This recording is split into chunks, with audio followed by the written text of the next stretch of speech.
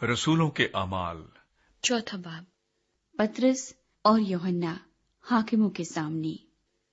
جب وہ لوگوں سے یہ کہہ رہے تھے تو کاہن اور ہیکل کا سردار اور صدوقی ان پر چڑھ آئے۔ وہ سخت رنجیدہ ہوئے کیونکہ یہ لوگوں کو تعلیم دیتے اور یسوع کی نظیر دے کر مردوں کے جی اٹھنے کی منادی کرتے تھے، اور انہوں نے ان کو پکڑ کر دوسرے دن تک حوالات میں رکھا کیونکہ شام ہو گئی تھی۔ مگر کلام کے سننے والوں میں سے بہتےرے ایمان لائے، یہاں تک کہ مردوں کی تعداد 5000 کے قریب ہو گئی۔ دوسرے دن یوں ہوا کہ ان کے سردار اور بزرگ اور فقی اور سردار کاہن حنا اور کائفہ اور یوحنا اور اسکندر اور جتنے سردار کاہن کے گھرانے کے تھے یروشلم میں جمع ہوئے،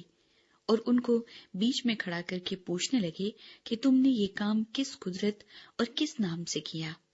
اس وقت پطرس نے روح القدس سے معمور ہو کر ان سے کہا،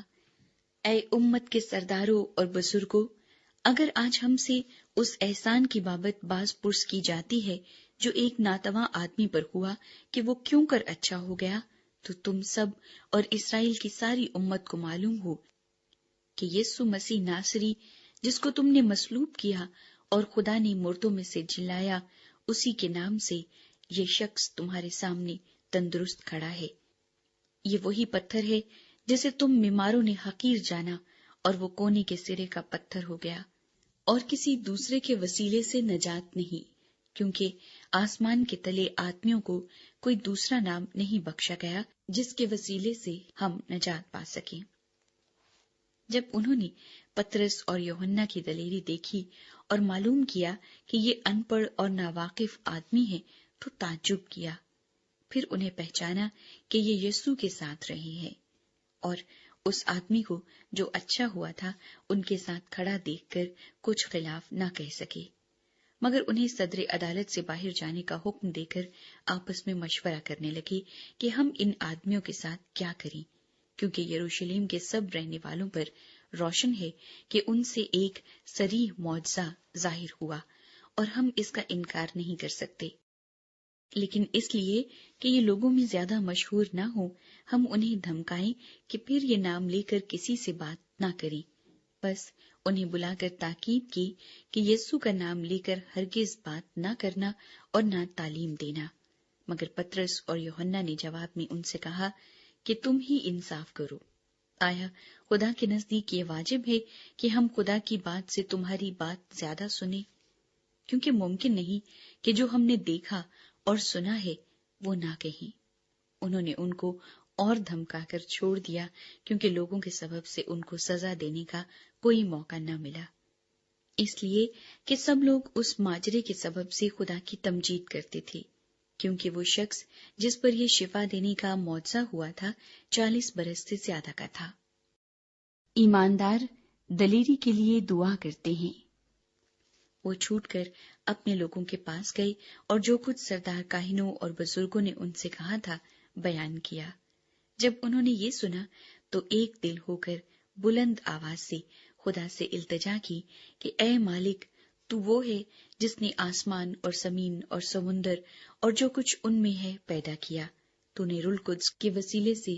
ہمارے باپ اپنے خادم داؤد کی زبانی فرمایا کہ قوموں نے کیوں دھوم مچائی اور امتوں نے کیوں باطل خیال کیے۔ خداوند اور اس کے مسیح کی مخالفت کو زمین کے بادشاہ اٹھ کھڑے ہوئے اور سردار جمع ہو گئے، کیونکہ واقعی تیرے پاک خادم یسوع کے برخلاف جسے تو نے مسح کیا، ہیرودیس اور پنتس پلاطس غیر قوموں اور اسرائیلیوں کے ساتھ اسی شہر میں جمع ہوئے، تاکہ جو کچھ پہلے سے تیری قدرت اور تیری مصلحت سے ٹھہر گیا تھا وہی عمل میں لائے۔ اب اے خداوند،